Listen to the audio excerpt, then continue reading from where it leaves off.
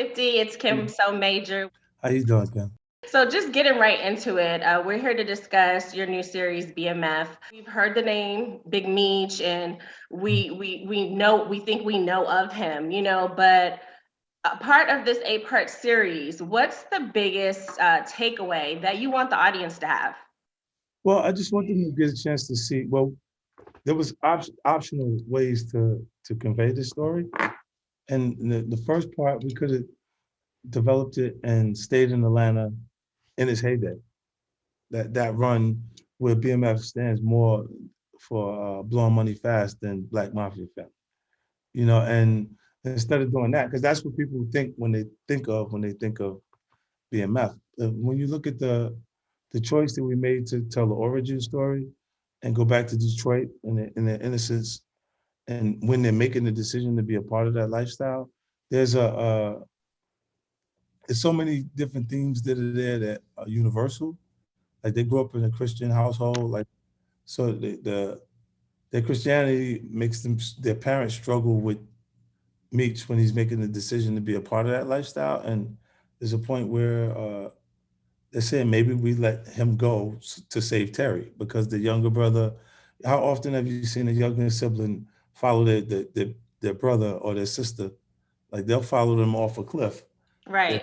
You know what I mean? So at that point, the parents are dealing with that, and it's interesting. I think that is the separation between what I've offered recently in the family dramas. Like the Raising Canaan is a bit different. That it doesn't have as much spirituality running under the underlying, reasoning for the behaviors. But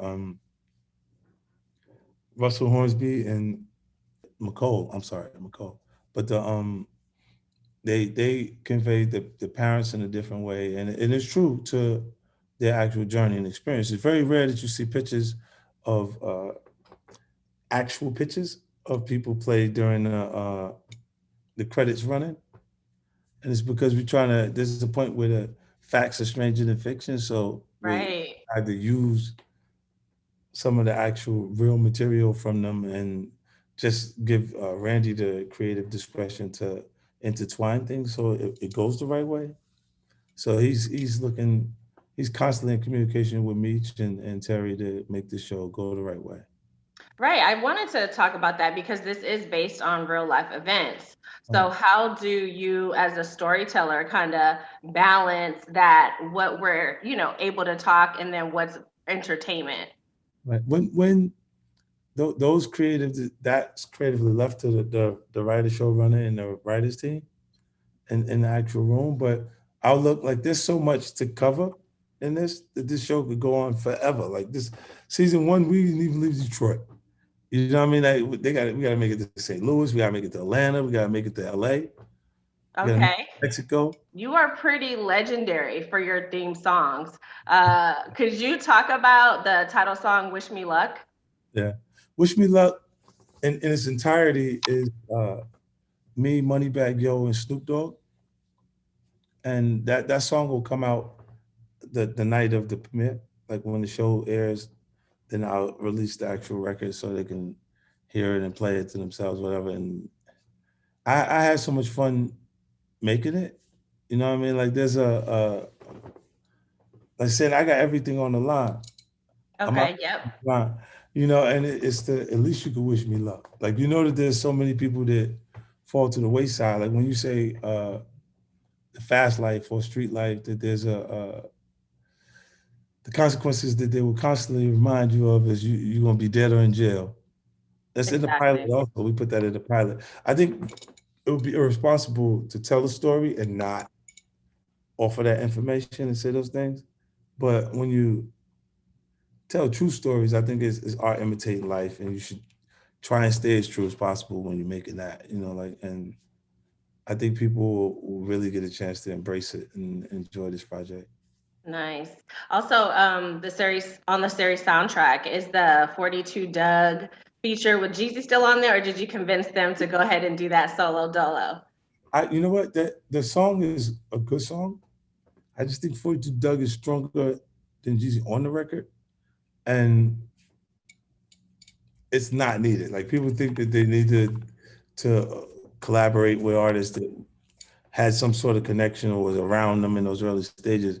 But I think just making the best possible music is going to be good for the soundtrack. And I got the soundtrack. I got the top artists in our culture on the soundtrack. So it's like there's no need for specific guest appearances for anyone to be, Yeah. that We'll level. talk about the selection process of like getting your cameos for the episodes.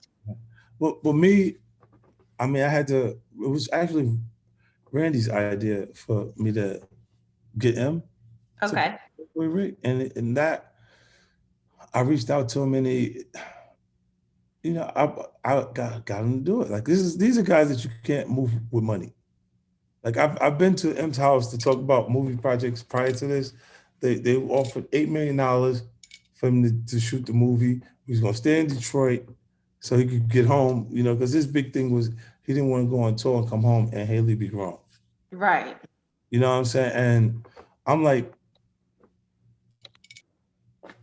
pew, on the next plane. I'm on the next plane out there. I just kept rolling. So later, when you come around and you see him, do like, yo, they offer 8 million. They offer 8 million to do this, and he's like, that's not even the money. Absolutely does not move him at all. Like this, there's Yeah. creatively, like when you say artists, M's are artists. Like it's really about going to make the music and enjoying what you're doing at the same time while you're doing it. So there is no limit to how much time that he'll spend working on it Okay. to get it right when he's involved with it musically. So yeah, there's you can't really excite him with money. Like What is the motivation behind you just telling stories in this platform of entertainment? I think that is the coolest point for me, like to get out and use my celebrity and awareness to bring attention to projects that are the right projects. I'm promoting diversity.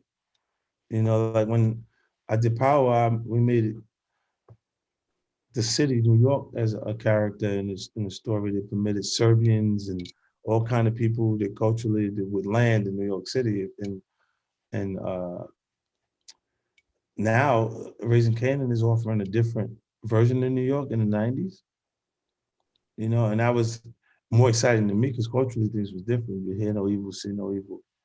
Nobody was telling at the end of those points. They would just take the time. It was just different tones of what was going on. And then now, like with BMF, if you watch it, the slang that was used in Detroit at the time is consistently running through the series. Like they're going, they're using the slang. Like the writer Randy was the perfect choice for this because he actually grew up in Detroit in Yes. this period. He has so many things to draw from, and it just felt like the stars lined up for this one.